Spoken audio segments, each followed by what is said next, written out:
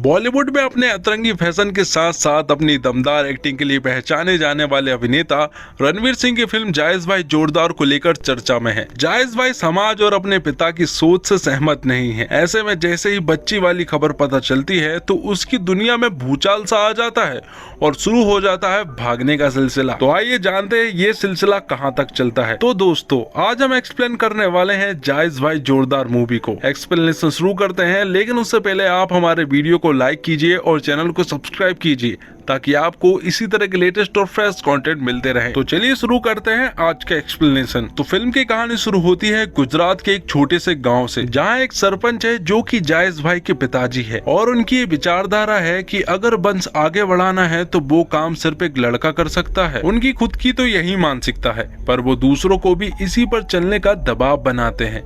वहीं अगर कोई महिला को परेशान करता है तो इसमें भी महिला की ही गलती मानी जाती है। फिल्म में रणवीर एक ऐसे बेटे की भूमिका में है जो अपने पिता की हर बात मानता है, उनका कहा कभी टालने की सोच भी नहीं सकता। माता पिता की ख्वाहिश है कि जायज को बेटा हो। इससे पहले जायज को एक बेटी पहले से ही है, उसका नाम सिद्धि है और वह काफी होशियार भी है, लेकिन उसके माता पिता उसे बिल्कुल भी पसंद नहीं करते हैं। अब बस जायज को तो यही चिंता सता रही है कि इस बार भी अगर उसे बेटा नहीं हुआ तो क्या होगा, और इससे कहीं ज्यादा चिंता उसकी पत्नी मुद्रा को भी है। और मुद्रा एक बार फिर से प्रेग्नेंट है, इसलिए वह सभी लोग हॉस्पिटल आए हैं ये जानने के लिए कि आखिर उसके पेट में लड़का है या फिर लड़की। और यहाँ पर डॉक्टर उनसे पूछती है कि आखिर मुद्रा का कितनी बार अबॉर्शन आप करवा चुके हैं। तो यहाँ पर हमें पता चलता है कि मुद्रा का 5 बार अबॉर्शन हो चुका है, क्योंकि 5 बार भ्रूण परीक्षण के दौरान उन्हें पता चलता है कि मुद्रा के पेट में लड़की ही है, इसलिए वह लोग भ्रूण की हत्या करवा देते हैं। यहाँ पर डॉक्टर उनसे कहती है कि मुद्रा अब कमजोर पड़ चुकी है,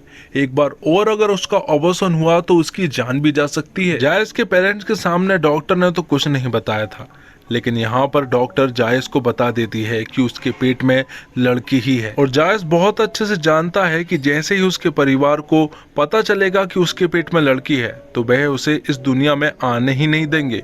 इसलिए वह फैसला करता है कि वह अपनी आजन्मी बेटी के साथ अन्याय नहीं होने देगा और उसे दुनिया में लाएगा। जायज के माँ बाप कई सारे हथकंडे अपनाते हैं, वह कई सारे बाबा के पास जाते हैं, कई सारे मंदिरों के पास जाते हैं, लेकिन फिर भी उन्हें लड़का नसीब नहीं हो रहा है। यहाँ पर वह एक बकरे वाले बाबा के पास आए हैं। अगर बकरे ने सर हिला दिया तो इसका मतलब ये है कि लड़की होगी, और अगर उसने सर नहीं हिलाया तो ये समझ लो कि लड़का होना तो तय है। लेकिन जायज को तो पहले से ही मालूम है कि मुद्रा के पेट में तो लड़की ही है, लेकिन प्रॉब्लम अब ये है कि वह अपने घर वालों को ये बात बताए या फिर नहीं। यहाँ से सीधा वह घर जाते हैं और रात में मुद्रा, उसकी बेटी और जायज भाई कुछ बातें कर रहे होते हैं कि तभी प्रधान जी गुस्से में जायज भाई के कमरे की तरफ आते हैं और उसके दरवाजे को पटकने लगते हैं। और जब जायज बाहर आता है तो प्रधान जी उसे बताते हैं कि तुम्हारी बहन के पति ने उसे बहुत मारा। दरअसल जायज की बहन की शादी मुद्रा के भाई से हुई है और मुद्रा की यहाँ जायज से, तो जो वहाँ होता है उसका पूरा बदला यहाँ निकालने का रिवाज है यहाँ।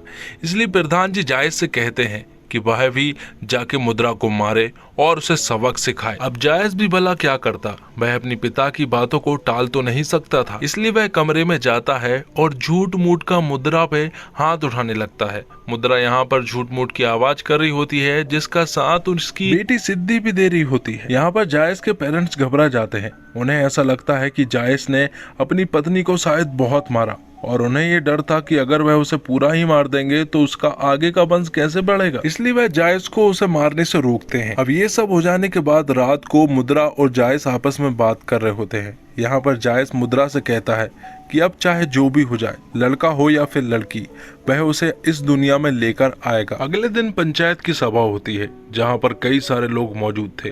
यहाँ पर एक लड़की खड़ी होती है और कहती है कि स्कूल से आते वक्त कुछ लोग उसे शराब पीकर छेड़ते हैं, इसलिए वह चाहती है कि वह शराब के ठेकों पर रोक लगा दे। तो यहाँ पर सरपंच जी गाँव में लड़कों के शराब पीने पर नहीं बल्कि लड़कियों के साबुन से नहाने पर पाबंदी लगाई जाती है, क्योंकि मर्दों का मानना है कि गाँव की औरतें खुशबूदार साबुन का इस्तेमाल करके मर्दों को छेड़खानी के लिए मजबूर करती हैं। अब रात को इंटरनेट पर जायज भाई को हरियाणा के एक गांव में पुरुष के एक समूह का वीडियो मिलता है।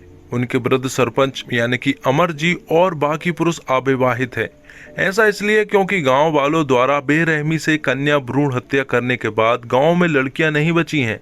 वीडियो में अमर दावा करता है कि वह किसी भी महिला की देखभाल करने के लिए तैयार है। जो भी उनके गांव आएगी उनकी सुरक्षा की जाएगी। जायज भाई एक योजना बनाता है तो जायज भाई के गांव से अमर के गांव लाडोपुर में मुद्रा, सिद्धि और उनकी आज जन्मी बच्ची के साथ भागने का फैसला करते हैं। तो अगली सुबह ही जायज भाई खुद के ऊपर एक झूठ मूठ की कैंची रखवा कर खुद को ही मुद्रा के द्वारा अगवा करवा लेता है और वहाँ से चुपचाप भाग जाता है। उसने लाडोपुर का एक नक्शा भी बना लिया था जो कि उसके मैप में भी था। यहाँ पर वह मुद्रा से कहता है कि वह लोग उनके पीछे जरूर आएंगे, इसलिए वह लोग सीधा लाडोपुर जाएंगे और वह यहीं पर रुक के उनका ध्यान इधर उधर करेगा। जायज भाई का एक ढाबे का दोस्त भी था। यहाँ से मुद्रा और उसकी बेटी सिद्धि डायरेक्ट वहीं पर जाने वाले हैं और जायज भाई यहाँ पर रुककर उसके घर वालों को संभालेगा। और जैसे ही उसके घर वाले आते हैं तो वह उन्हें बताता है कि वह लोग चले गए हैं और यहाँ पर वह झूठ मूठ का गुस्सा भी करता है, अपना मोबाइल भी तोड़ लेता है और उनसे कहता है कि आज के बाद उसकी शक्ल वह कभी भी नहीं देखेगा। और जैसे ही जायज को पता चलता है कि उसके पिता के हाथ उसका नक्शा लग चुका है तो वह तुरंत ही एक प्लान बनाता है और टॉयलेट के बहाने गाड़ी रोकने को कहता है। थोड़ी दूर जाने के बाद जब वह गाड़ी रोकते हैं तो उसके पास तो उसका मोबाइल नहीं था, इसलिए वह उसके पिता के एक साथी का मोबाइल लेता है और जैसे ही वह वॉशरूम में जाता है तुरंत ही उसके पीछे पीछे उसका पिता भी आ जाता है और उसे तुरंत ही अपने साथ लेकर चला जाता है। इसलिए जायज मुद्रा से तो कांटेक्ट नहीं कर पाता है और यहाँ पर जायज के पिता उसे अपने साथ भी ले जा लेते हैं। यहाँ से सरपंच जी उसी ढाबे वाले के पास पहुँचते हैं जो कि जायज का दोस्त था और जैसे ही वह लोग पहुँचते हैं यहाँ पर मुद्रा और सिद्धि चुपचाप ही वहाँ छिप जाते हैं। लेकिन जब उन्हें पता चलता है कि उनका मोबाइल यहीं पर रखा हुआ है तो सरपंच जी को अब ये कंफर्म हो चुका था कि वह लोग यहीं पर छिपे हुए हैं, इसलिए मुद्रा और सिद्धि वहां से भाग जाते हैं और उन्हें भागता हुआ वह लोग देख लेते हैं और वह लोग उनका पीछा भी करने लगते हैं। थोड़ी दूर जाने के बाद वहां पर एक काली बिल्ली उनका रास्ता काट देती है और रास्ता काटना तो उनके लिए बहुत ज्यादा अशुभ है, इसलिए कोई भी आगे नहीं जा पाता है। वहां पर वह लोग 10 कदम पीछे जाते हैं, जिसके बाद जैसे वह पलटते हैं तो पीछे तो उन्हें कोई भी नजर नहीं आता है। सरपंच जी को बहुत अच्छे से मालूम था कि मुद्रा कहाँ पर जाएगी, इसलिए वह पहले ही उसके पिता के घर जाकर बैठ जाते हैं। वहां पर वह मुद्रा का इंतजार कर रहे होते हैं और थोड़ी देर के बाद वहां पर मुद्रा और सिद्धि दोनों ही आ जाते हैं और उन्हें इस तरह देखकर जायज पूरी तरह से शॉक्ड रह जाता है क्योंकि उसे मालूम था कि वह लोग एक बहुत बड़ी प्रॉब्लम में फंस चुके हैं। यहाँ पर सरपंच जी जायज से कहते हैं कि वह सभी के सामने अपनी पत्नी को मारे क्योंकि वह चाहता है कि वह सबके सामने उसे सजा दिलवाए।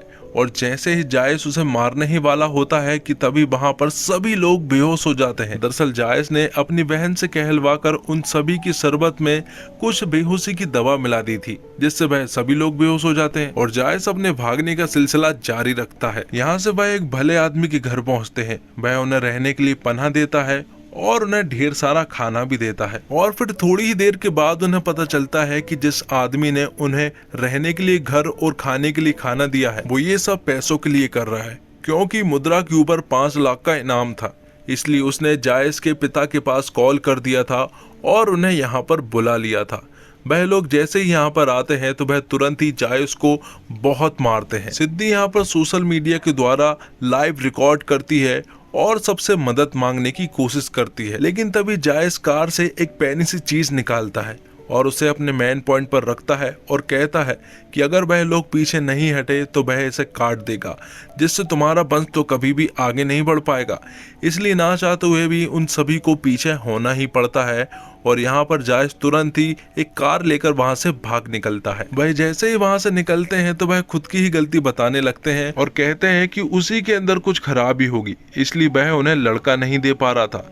लेकिन यहाँ पर मुद्रा उससे कहती है कि ये गलती तुम्हारी नहीं है, शायद उसी के अंदर ऐसा कुछ होगा जिससे वह उन्हें वंश बढ़ाने के लिए लड़का नहीं दे पा रही है। और वह दोनों झगड़ रहे होते हैं कि तभी अचानक से मुद्रा के पेट में दर्द होने लगता है और खून निकलने लगता है, इसलिए वह तुरंत ही हॉस्पिटल की तरफ गाड़ी मोड़ते हैं और तुरंत ही हॉस्पिटल पहुंचते हैं। हॉस्पिटल पहुंचने के बाद मुद्रा के पिता जायज को सीढ़ियों से नीचे फेंक देते हैं और वह जायज के पिता से कहते हैं कि मुद्रा और उसकी बच्ची में दोनों में से एक ही जिंदा रह पाएगा, ये बात सुनने के बाद सरपंच जी की जान में जान आती है और वह यहाँ पर कोई भी हरकत ना करके जायज को यहाँ से चुपचाप ले जा लेते हैं। लेकिन ये बात सुनने के बाद जायज पूरी तरह से टूट जाता है। वह रात के समय में गांव की उन औरतों से मिलने के लिए जाता है जो कि बहुत ही ज्यादा दुखी थी।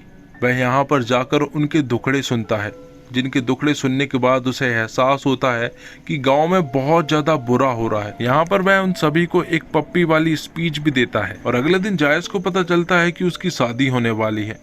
और जब वह अपनी माँ को ये बात बताता है कि वह शादी नहीं करना चाहता, तो उसकी माँ उसे खुद की कसम दे देती है और कहती है कि उसे घोड़ी पर तो बैठना ही होगा। और जैसे ही अगले दिन उसकी शादी होने वाली होती है कि तभी उसकी बहन उसे चिल्लाते हुए कहती है कि मुद्रा की डिलीवरी होने वाली है।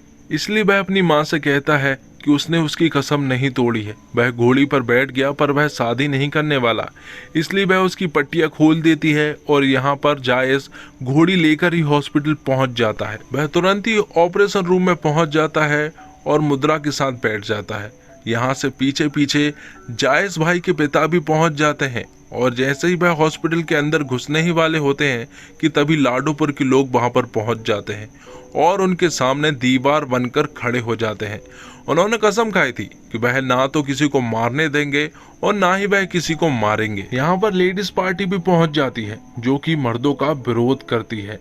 दूसरी तरफ हम देखते हैं कि मुद्रा की डिलीवरी में कुछ प्रॉब्लम्स हो रही थी। डॉक्टर जायज से कहती है कि मुद्रा को सोने नहीं देना है, अगर वह सोई तो बहुत बड़ी प्रॉब्लम हो सकती है। इसलिए जायज एक साबुन को उसे सुखाने लगता है, क्योंकि उनके यहाँ पर साबुन पर प्रतिबंध था। इसलिए जैसे वह उसे सूंघती है तो वह तुरंत ही जाग जाती है और उसकी डिलीवरी सक्सेसफुली हो जाती है। तो दोस्तों, कहानी में दो जायज है, एक जो उसे तरीके से पेश आता है जिसकी उम्मीदें उसके घर वाले करते हैं, समाज करता है, जिस व्यवहार पर उसकी मर्दानगी निर्भर करती है। फिर आता है वो जायज जिसे उसकी बेटी और पत्नी के अलावा कोई नहीं जानता, जो अपनी फैमिली को लेकर इनसिक्योर है, अपने पिता और अपनी सोच के फर्क को भली भांति पहचानता है, अपनी माँ या पिता को दोष नहीं देता बल्कि उस मानसिकता को गलत मानता है।